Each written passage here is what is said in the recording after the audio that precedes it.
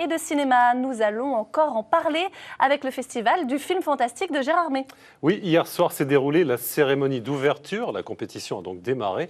Résumé de ces premières 24 heures, c'est le journal du festival que nous proposent Laurent Parisot, Kamel Kalfouni, Sophie Valzecchi, Stéphane Matuchet et Elisabeth Targe.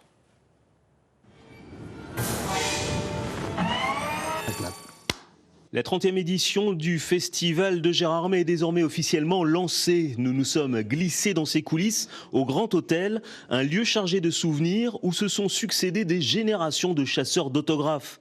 Quartier général, c'est là que sont hébergés les membres du jury et que nous avons rencontré la présidente et le président de cette 30e édition.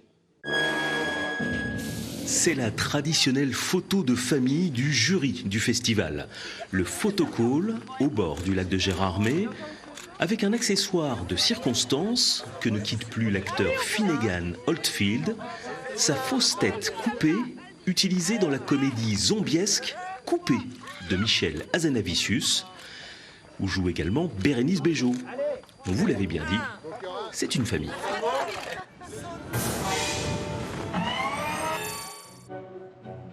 Le Grand Hôtel de Gérard May, lieu de résidence des membres du jury, centre névralgique du festival.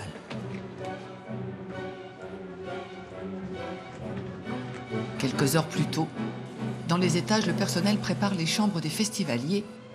Tout doit être parfait. Effectivement, on passe dans toutes les chambres pour vérifier que tout est en ordre, que les cadeaux sont bien positionnés et que tout est prêt pour l'arrivée des participants du festival. Pour Sandrine Remy, ce sera cette année son 30e festival. Toujours impressionnée, mais la venue de Johnny Hallyday reste son plus grand souvenir. J'ai fait sa chambre, j'ai vu Laetitia Hallyday. C'est vraiment un grand moment parce qu'on n'a pas trop l'habitude de voir ces grandes vedettes par chez nous à Gérard May. Et c'est sympa. Jusque dimanche, l'hôtel va vivre au rythme des festivaliers. Et comme depuis 30 ans, c'est Corinne qui portera le petit déjeuner dans les chambres. Ce que je vois, ça ne se répète pas. Il y a des petites anecdotes, mais je n'en parlerai pas. Certaines personnalités ont marqué leur passage, comme ce soir de 2001, quand Michel Delpech, contrarié par le bruit, descend de sa chambre en peignoir.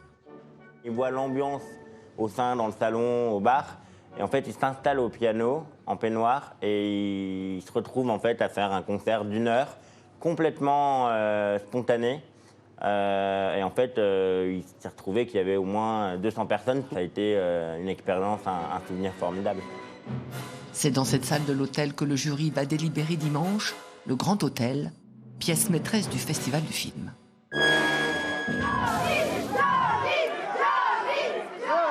Et non, c'est Kamal, le chanteur du groupe Alliance Ethnique.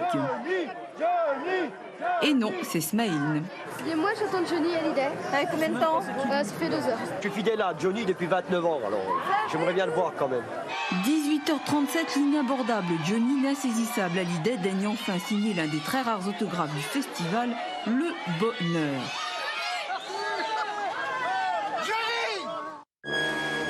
Bérénice Bejo, Michel Hazanavicius, qu'est-ce que ça fait de se retrouver à la tête du jury du festival de Gérard May?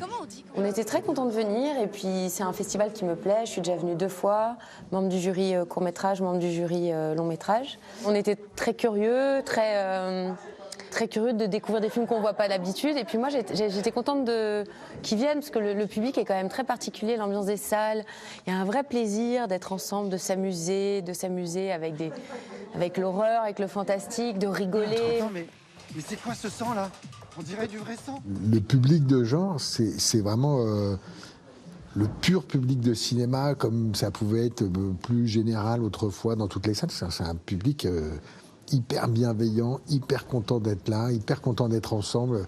Il y a vraiment le plaisir de la salle, je trouve qu'il est un peu multiplié dans le public de genre.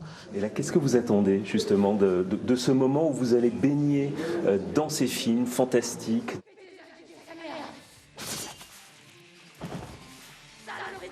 Tout d'un coup, on peut aller au-delà de soi, quoi. On va crier, on va s'énerver, Je me souviens quand j'ai ma hache et que je défonce tous ces petits zombies, que j'avance, il y a une espèce de force comme ça qu'on a parce que c'est pas ce qu'on fait dans la vie. Donc on peut enfin lâcher des choses et c'est assez rigolo à faire.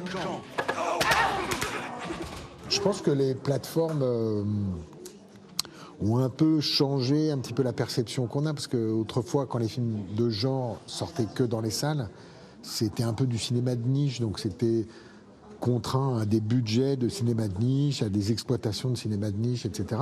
Les plateformes ouvrant comme ça, il y a une espèce de succès, des films de zombies, des films des films de genre d'une manière plus générale. Donc je pense qu'il y a un truc qui bouge comme ça.